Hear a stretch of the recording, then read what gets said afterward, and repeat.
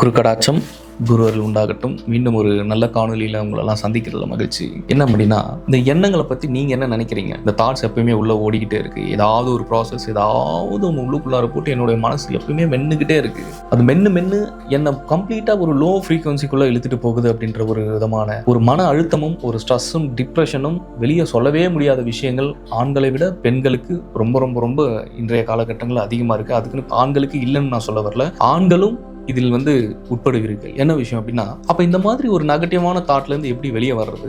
ஏன் இந்த மாதிரி உடலுக்குள்ளார இவ்வளோ ப்ராசஸ் நடக்குது? அதாவது உடல், மனம், ஆன்மா, இந்த 3 லேயர் இருக்குது. அதில் இந்த மனசு அப்படின்ற ஒரு லேயரை மட்டும் ஏன் நம்மளால் கண்ட்ரோல் பண்ண முடியல?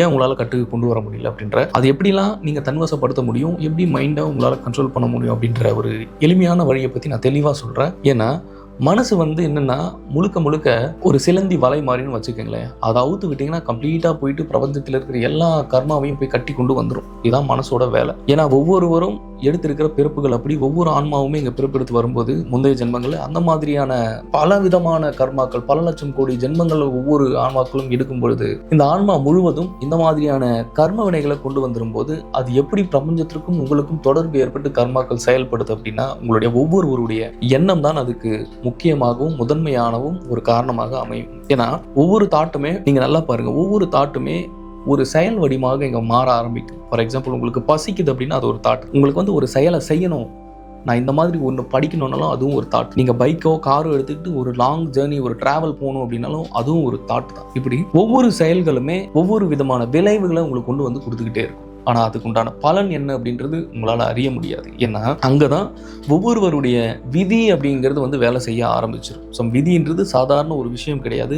உங்களுக்கு இது இப்படி தான் நடக்கணும், இது இப்படி தான் நடக்கவிருக்கு அப்படின்றத ஆல்ரெடி உங்களுடைய ரெக்கார்ட் எல்லாமே ஆகாஷிக்கில் பதிவாயிடுச்சு. அந்த பதிவுகளுக்கு ஏற்ற மாதிரி தான் ஒவ்வொரு ஆன்மாவுமே இங்கே செயல்பட்டுக்கிட்டு இருக்கு. அப்போது விதியை மதியால் வெல்ல முடியுமா அப்படின்ற கான்செப்டுக்குள்ளே நீங்கள் வரலாம். நிச்சயமாக விதியை மதியால் வெல்லவே முடியாது. ஏன்னா மதி என்பது அறிவு. அறிவை வைத்து உங்களால் விதியை எக்காலத்துக்கும் வெல்லவே முடியாது. அறிவு ஒரு குறுகிய ஒரு குறிப்பிட்ட ஒரு விஷயத்தை பற்றி சிந்திக்கவும் அதிலிருந்து நீங்கள் வெளியே வரத்துக்கு உண்டான ஒரு வேதானே ஒழிய, ஆனால் கம்ப்ளீட்டாக உங்களை அந்த விஷயத்துலேருந்து அறிவு வெளியே கொண்டு வராது. ஏன்னா அறிவு தோண்ட அது உள்ளே போய்கிட்டே இருக்கும். அதுக்கு ஒரு எண்டே கிடையாது. அப்போ முடிவில்லாத ஒரு விஷயத்துக்கு பின்னாடி நீங்கள் போயிட்டு ஒரு விஷயத்தை நீங்கள் சால்வ் பண்ணிடுவீங்க, இந்த தாட்ஸ்லேருந்து நம்ம வெளியே வந்துடலாம் அப்படின்னா முடியவே முடியாது. அப்போ இந்த இடத்துல என்ன பண்ணணும் அப்படின்னா, யோக பயிற்சிகளை ஒவ்வொருவரும் மேற்கொள்ளணும். குறிப்பாக பார்த்தீங்கன்னா பிரம்மயோகம் போன்ற ஒரு உயர் ரக பயிற்சிகளை நீங்கள் பயிற்சி எடுத்து ஒவ்வொருவரும் உங்களுடைய வாழ்வில் நீங்கள் இணைத்துக்கொண்டு பயிற்சிகளை தொடர்ந்து எடுக்கும் பொழுது உங்களை சுற்றி இருக்கக்கூடிய எல்லா விதமான நெகட்டிவுமே அப்படியே குறைய ஆரம்பிச்சு. கம்ப்ளீட்டாக நீங்கள் பாருங்களேன், அதுவும் தனிமையில் இருக்கும்போது தான் இந்த எண்ணலைகள் அவ்வளோ சாதாரணமாக இருக்காது. முழுக்க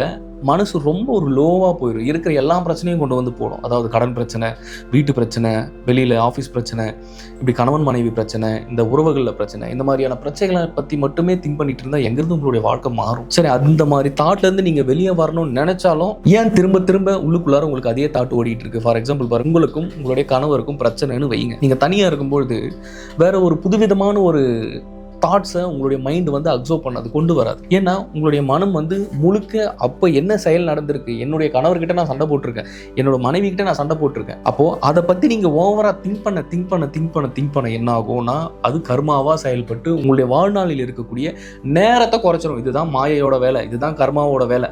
இதை தான் நான் அவ்வளோ படின்னு படிச்சுக்கிட்டு இருக்கேன். நான் சொல்கிறதே ஒரு சில பேருக்கு கனெக்ட் ஆக மாட்டேங்குது, ஒரு சில பேருக்கு புரிஞ்சிக்க முடியல. கரெக்டாக நான் சொல்கிறத ஃபாலோ பண்ணி கரெக்டாக நான் சொல்கிறத உங்களுக்குள்ளார நீங்கள் கொண்டு வந்துக்கிட்டீங்கன்னா என்னோட அலையும் உங்களுடைய அலையும் ஒன்றா சேமாக மெர்ஜ் ஆகும். இதுதான் ஒவ்வொரு சித்தர்கள்கிட்ட இருந்து நாம் எடுத்துக்கக்கூடிய, ஒவ்வொரு சித்தர்களும் நமக்கு கற்பிக்கக்கூடிய ஒரு பாடம். இந்த மாதிரி நேரங்களை மாயை தின்னும்பொழுது எளிமையாக உங்களுடைய வாழ்கிற காலம் பார்த்தீங்கன்னா ஒரு 200 வருஷமோ 300 வருஷமோலாம் கிடையாது. வாழ போகிறதே என்ன ஒரு 70 வயசோ 80 வயசோ தான். ஆல்ரெடி திருமணம் ஆகிட்டு தான் உங்களுக்கு 30+ தான் இருப்பீங்க.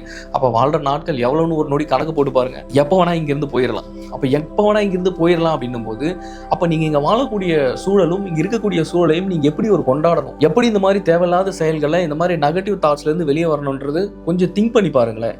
ஆனால் நிறைய பேர் என்ன பண்ணுறீங்க அப்படின்னா, யோகமா மெடிடேஷனா அதெல்லாம் யாரு குருஜி போயிட்டு உட்காந்து பண்ணிக்கிட்டு இருப்பா? ஒரு அரை மணி நேரம் 1 மணி நேரம் உட்காந்துட்டு அப்படியே போகிற போக்கில் போக வேண்டியதான். இல்லை அப்படி கிடையாது. கடைசி ஒரு நாள் வரும், இந்த உடலிலிருந்து ஆன்மா வெளியே போகக்கூடிய ஒரு நாள் வரும். ரொம்ப கஷ்டமாக இருக்கும். என்னடா பண்ணி வச்சுருக்கோம், நம்ம என்ன வாழணும்னு நினச்சி இங்கே வந்தோம், ஆனால் ஒன்றுமே வாழலையே. அந்த நேரத்தில் பார்த்தீங்கன்னா நீங்கள் இருந்து போகிற தருவாயில் இருக்கிறவங்ககிட்டலாம் போய் கேட்டிருக்கீங்களா? ஒரு ஆய்வு எடுத்திருக்காங்க. ஒரு ஆய்வு எடுத்திருக்கும் போது அவங்க எல்லாருமே சொல்லக்கூடிய பதில் என்னென்னா, நான் எல்லாருமே இங்கே மன்னிச்சிருக்கணும் அப்படின்றார் ஒருத்தர். ஒருத்தர் என்னன்னா, நான் இன்னும் கொஞ்சம் வாழ்ந்துருக்கணும், நான் இன்னும் என்னுடைய நேரங்களை நிறைய ஸ்பெண்ட் பண்ணியிருக்கணும், என்னுடைய நேரங்களை இன்னும் எனக்காக நிறைய கொஞ்சம் ஒதுக்கி ஸ்பெண்ட் பண்ணி என் கூடயே நான் நல்லா வந்து வாழ்ந்துருக்கணும் அப்படின்றதான் இறக்குற தருவாயில் இருக்கக்கூடியவங்க கிட்டே எடுத்துக்கிற ஒரு இன்டர்வியூ. ஏன் நான் சொல்றேன்னா, நீங்க இங்க எதையுமே உங்களால மாற்ற முடியாது. நீங்க ஒவ்வொருவருமே அடுத்தவங்களை மாற்றணும் அப்படின்னு நினைக்கும்போது கம்ப்ளீட்டா உங்களுடைய எண்ண அலைகளும் அவங்களுடைய எண்ண அலைகளும் மெர்ஜாகி போயிடும். அப்படி அடுத்த ஆன்மாக்களுடைய எண்ண அலைகள் கூட நீங்க போகும்போது என்ன ஆகுங்கன்னா, அவங்க நெகட்டிவா இருக்கும்போது நீங்க நெகட்டிவ் ஆயிருங்க. ஃபார் எக்ஸாம்பிள் பாருங்க, வீட்டுக்குள்ளார நீங்க போனீங்கன்னா உங்க மனைவி ஒரு லோ ஃப்ரீக்வன்சில இருக்காங்க, ஒரு நெகட்டிவ் தாட்ல இருக்காங்க. நீங்க வீட்டுக்குள்ள போனோட அவங்க ஃபேஸை பார்த்த உடனே அவங்களோட வைப் அப்படியே உங்களை அடிச்சிடும். உடனே நீங்க நெகட்டிவ் ஆயிருவீங்க. இந்த தாட்ல இருந்து நம்ம வெளியே வரணும்னா உங்களால மீண்டும் வெளியே வர முடியும். அதே மாதிரி உங்களுடைய கணவர் லோவா இருந்தாருன்னா நீங்க உள்ள போனீங்கன்னா அவருடைய முகத்தை பார்க்கும்போது அவர்கிட்ட பேசும்போது அவர்களுடைய எனர்ஜி உங்களுக்கு வந்துடும். இப்படிதான் ஒரு தாட் வந்து அந்த எண்ண அலைகள் மூலமா மெர்ஜ் ஆகி கனெக்ட் ஆகிக்கிறது. இப்படி தயவு செஞ்சு கனெக்ட் ஆகக்கூடாது. இந்த மாதிரி விஷயங்களை எப்படி நீங்க பெரும்பாலும் போய் சிக்கிறீங்கன்னு உங்களுக்கு தெரியுமா? எப்படின்னா, முழுக்க அவருடைய பிரச்சனைகளை நீங்க கேட்டு அறியும் போது அவங்களோட கர்மாவில் நீங்க மாட்டிப்பீங்க. நிதர்சனமான உண்மை. ஏன்னா ஒன்று, நீங்க அவர்களுடைய பிரச்சனைகளை கேட்டு அறியும் போது அதற்குண்டான சொல்யூஷனும் அதற்குண்டான வழிமுறையும் உங்களுக்கு சொல்லக்கூடிய ஒரு ஆற்றலும் ஒரு சக்தியும் ஒரு எனர்ஜியும் இருந்துச்சுன்னா நீங்க தாராளமா நீங்க அதை ஃபேஸ் பண்ணலாம். ஆனா ஆல்ரெடி நம்ம வாழ்க்கையே இப்படி போயிட்டு இருக்கு. திரும்பி அதை போய் கேட்டு அவங்க அந்த விஷயத்த நமக்கு சொல்லி நம்ம ஏன் இன்னும் லோ ஃப்ரீக்வன்சிக்கு போயிடுறது? இப்படிதான் நீங்க எல்லாரும் சிக்கியிருப்பீங்க. நல்லா கொஞ்சம் யோசிச்சு பாருங்க. முதல்ல உங்களை நீங்க ஒரு மேக்னெட் ஆக்கி உங்களை நீங்க பிரபஞ்சத்துக்கிட்ட இருந்து எல்லா விஷயங்களும் மேனிஃபெஸ்ட் பண்றதுக்கான வழியை தெரிஞ்சு, அப்படி ஒவ்வொருவரும் உங்களுடைய சக்தியையே உங்களுடைய ஆறாவை பெருசு பண்ணும்போது ஆட்டோமேட்டிக்கா இறைவன் கிட்ட இருந்தும் பிரபஞ்சத்துக்கிட்ட இருந்தும் உங்களுக்கு தேவையானவையும் உங்களுக்கு வேண்டியவைகளும் இறைவன் கொடுக்கறதுக்கு மேல தயாரா இருக்கு. இதுதான் சொல்றது. இந்த கர்மா அலைகள்ல ஒவ்வொருவரும் சிக்கும் பொழுது கம்ப்ளீட்டா நீங்களும் லோ எனர்ஜிக்கு போயிருதுக்கான காரணமும் இதுதான். உங்களுடைய தாட்டை உங்களால கண்ட்ரோல் பண்ண முடியாம போறதுக்கு உண்டான ரீசனும் இதுதான். அப்ப இதுல இருந்தெல்லாம் எப்படி வெளியே வருதுன்னா, சிம்பிள்ங்க. அமைதியா இருங்க, ஒரு நிதானத்தை கடைபிடிங்க, தியான பயிற்சியை மேற்கொள்ளுங்க. பிரம்மயோகம் இன்னும் நீங்க தீட்சை எடுத்து பிரம்மயோகம் போன்ற ஒரு உயர் ரக பயிற்சிகளை நீங்க இன்னும் தீட்சை எடுத்து உங்களுடைய வாழ்வில் நீங்கள் இணைத்துக் கொண்டு மேல பயிற்சிகளை நீங்க ஈடுபட்டு போகும்போது பிரபஞ்சத்தினுடைய மொத்த சூட்சமும் ரகசியமும் இறைவன் ஒரு அருவியாக உங்களுக்குள்ளார ஊற்ற ஆரம்பிச்சிருப்பாரு. அதை வச்சு நீங்க ஃபேஸ் பண்ணிக்கிட்டு எந்த விஷயங்களாக இருந்தாலும் நீங்க தாராளமாக நீங்க கடந்து போகக்கூடிய ஒரு வல்லமையும் சக்தியும் இறைவனும் குரு பிரம்மானந்த ஸ்ரீ சிவபிரபாகர சத்யோகி சுவாமிகள் அவர்களும் கொடுப்பார் அப்படின்றதுல எந்த ஒரு சந்தேகமும் கிடையாது. நன்றி. இந்த காணொலி உங்களுக்கு பயனுள்ளதாக இருக்கும் என்று நான் நினைக்கிறேன். மீண்டும் அடுத்த காணொலியில் சந்திக்கலாம். குரு கடாட்சம்.